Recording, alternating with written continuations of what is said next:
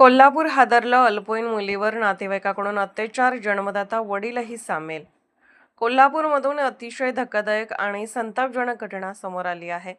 एका अल्पवयीन मुलीवर तिच्या जवळच्या नातेवाईकांकडून गेल्या 5 वर्षापासून अत्याचार होत असल्याचा प्रकार उघडकीस आला आहे. कोल्हापूर शहरात घडलेल्या या प्रकरणाने संपूर्ण परिसर हादरला आहे. अवघ्या 9व्या वर्षी या मुलीच्या आयुष्यात भीषण वास्तवाची सुरुवात झाली.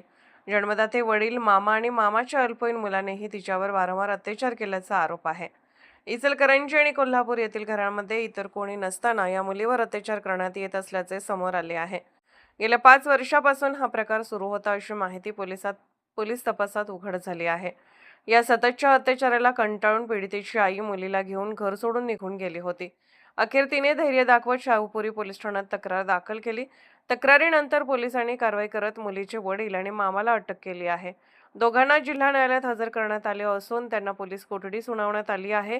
ही घटना केवळ कोल्हापूरपुरती मर्यादित नसून समाजातील वाढत्या विकृत मानसिकतेचं गंभीर चित्र समोर आणते.